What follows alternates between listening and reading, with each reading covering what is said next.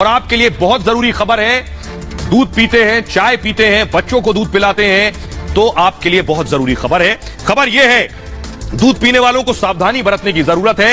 ये आप देख रहे हैं, गायों में पिछले दिनों ये जो बीमारी आई, उसकी स्किन पर गाय के आप देख रहे हैं, ये जो चकत्ते पड़े हैं, ये निशान पड़े हैं, ये बहुत डेंजरस है। गाय का आप दूध पीते हैं और ये जो गायों में बीमारी हो रही है, क्या ये बीमारी दूध में तो नहीं आ रही? अगली तस्वीर दिखाइए।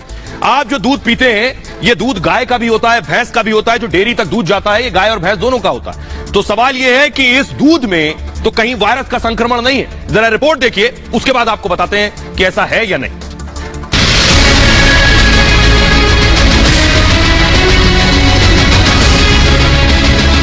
अगर आप दूध के शौकीन हैं, आपका बच्चा भी दूध पीता है, तो आपके लिए बहुत जरूरी खबर है।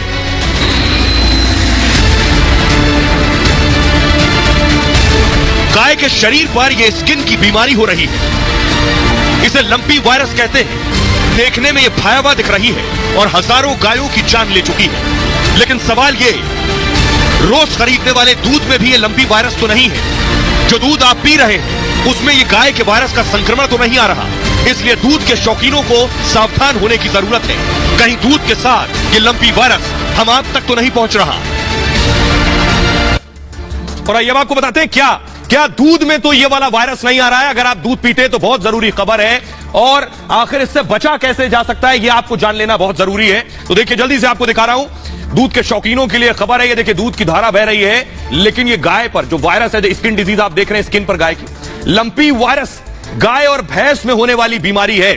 और ये एक तरह की स्किन डिजीज होती है, यानी चर्म रोग है, स्किन पर होने वाला रोग। गायों और भैंसों के शरीर पर गांठें पड़ जाती हैं, मोटी मोटी लंपी वायरस कह रहे हैं, क्योंकि लंप बन जाते हैं। इन गांठों में कुछ समय बाद पस पड़ जाता है गायों के। और गाय भैंस का दूध हर कोई इस्तेमाल करता है, सभी पीते हैं, चाहे वो चाय में पी रहे हो या दूध पी रहे हो या फिर डेयरी प्रोडक्ट ले रहे हो। सवाल है, क्या दूध में भी यह संक्रमण हो रहा है वायरस का या नहीं हो रहा है? काफी लोग कच्चा दूध पीते हैं, सबसे खतरनाक है, सावधान रहने की जरूरत है। जो लोग कच्चा दूध पीते हैं, कच्चा दूध अगर पीते हैं, ऐसे दूध में वायरस की संभावना होती है। और दूध गर्म होने पर बैक्टीरिया खत्म हो जाता है, संभव है ये वायरस भी खत्म हो जाए। एक्सपर्ट्स कहते हैं कि दूध को गर्म करना बहुत जरूरी है। 100 डिग्री सेंटीग्रेड पर दूध गर्म होना चाहिए। दूध में उबाल आए, एक बार नहीं 2 से 3 बार उबाल आए, करीब 15 मिनट हल्की आंच पर, उसके बाद उसको खौलने दीजिए। ऐसा करने से वायरस खत्म हो जाते हैं, ये जानकार और डॉक्टर कह रहे हैं। दूध निकालते समय खास ख्याल रखना बहुत जरूरी है। दूध निकालने से पहले भी हाथ साफ करें, यानी जो ग्वाला है, जो दूध निकाल रहा है, वो उसको पहले हाथ साफ करें, साबुन से धोए या सैनिटाइजर से साफ करें। गाय भैंस के थनों को अच्छे से साफ करें, जो गाय संक्रमित है। जो दूध निकाल रहा है, उसे भी मास्क लगाना चाहिए, क्योंकि ये वायरल इंफेक्शन है। हाथों में ग्लव्स पहनकर, दस्ताने पहनकर ही उसे दूध निकालना चाहिए। और दूध निकालने के बाद हैंड सैनिटाइज करें या हाथ अपने धोए। सावधानी ही संक्रमण से बचाव का एक रास्ता हो सकता है। यह है एक तरीका। आइए, हमारे साथ डॉक्टर स्वाति जुड़ रही हैं। यह बहुत बड़ी खबर है, क्योंकि हम सभी दूध पीते हैं, इस्तेमाल करते हैं। डॉक्टर स्वाति महेश्वरी जुड़ रही है। डॉक्टर, जरा जल्दी से बताइए, क्या यह वायरस दूध में आ सकता है या नहीं? दूध कैसे इस्तेमाल करें और कैसे बचें? जितने भी शोध कार्य हैं, उनसे ये बात सामने आई है कि जो लंपी वायरस से ग्रसित गाय होती है, उसका जो दूध होता है वो मनुष्यों के लिए सेफ माना गया। यानी कि ये जो बीमारी है, ये दूध से मनुष्यों में नहीं आती है।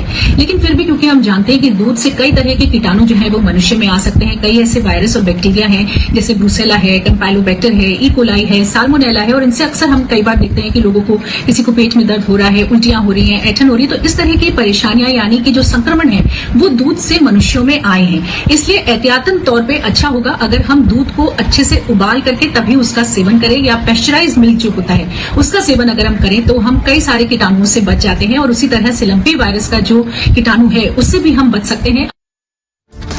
तो दूध गर्म करके खौला कर ही लें। लेकिन एक और बुनियादी सवाल है, वो ये जो आप देख रहे हैं, डराने वाली तस्वीरें हैं। हजारों गायों की जान चली गई है। लेकिन क्या ये वायरस, पूरी स्क्रीन लीजिए, क्या ये संक्रमण मनुष्य की स्किन में भी आ सकता है? जो गायों को छू रहे हैं, क्या ये संक्रमण देख रहे हैं आप? स्किन डिजीज है ये। हजारों गायों की जान ले चुकी है राजस्थान और अलग अलग राज्यों में। ये देखिए जरा, पूरे शरीर पर लम्प्स आपको नजर आ रहे होंगे। ये वायरस पूरी तरह से गौवंश को खत्म करने की स्थिति में है, जिस तरह से ये जानलेवा हो चुका है। लेकिन क्या ये स्किन डिजीज इंसानों में भी, अगली तस्वीर प्ले कीजिए बैक टू बैक, क्या ये इंसानों में भी आ सकती है ये बीमारी? ये बहुत बड़ी चीज है। ये देख रहे हैं आप, गाय की स्किन पर आप देखिए, जो आप गांठ देख रहे हैं यही है लंपी वायरस और यही गायों की जान ले रहा है। आइए आपको बताता हूं, क्या ये इंसानों की स्किन पर भी आ सकती है इस तरह की बीमारी? क्या डॉक्टर्स क्या कह रहे हैं ये आपको बताएंगे, लेकिन पहले जरा ये देखिए। जानवरों से इंसान में फैलने वाले रोग जूनोटिक होते हैं, इनको जूनोटिक कहते हैं। लंपी वायरस एक जूनोटिक बीमारी नहीं होती है। पहली अच्छी चीज यह है, अभी तक इंसानों में फैलने का कोई मामला नहीं आया है और लंपी वायरस के मामले सिर्फ गाय और भैंस में ही देखे गए हैं। दूसरे पशुओं में भी लंपी के मामले सामने अब तक नहीं आए हैं। हालांकि वायरस अपने रूप को जरूर बदलता, आपको याद होगा कोरोना का म्यूटेशन हो रहा था, वो वायरस अपने आप को बदल रहा था। ये वायरस अभी गाय और भैंस पर है, लेकिन ये वायरस अपने आप को तब्दील जरूर करता है और बदलता है। ये जो इसका बिहेवियर चेंज है ये बहुत इंपॉर्टेंट है। ग्लोबल वार्मिंग और ग्लोबलाइजेशन बदलाव से होते हैं ये, और हो सकता है आगे चलकर ये वायरस इंसानों में फैल जाए, ऐसी संभावना से इनकार नहीं किया जा सकता। लंपी वायरस को लेकर अलर्ट रहने की बहुत ज्यादा जरूरत है। गाय भैंस में ये वायरस मच्छरों से फैल रहा है, ऐसा एक्सपर्ट्स कह रहे हैं। कीट पतंगे भी एक पशु से दूसरे पशु तक बीमारी पहुंचा रहे हैं। आइए डॉक्टर हमारे साथ, डॉक्टर स्वाति हमारे साथ लगातार बनी हुई, उन्हीं से पूछते हैं कि क्या ये अगर इस वायरस का बिहेवियर चेंज होता है, वायरस बदलता है डॉक्टर स्वाति, तो क्या ये इंसानों तक भी आ सकती है स्किन डिजीज?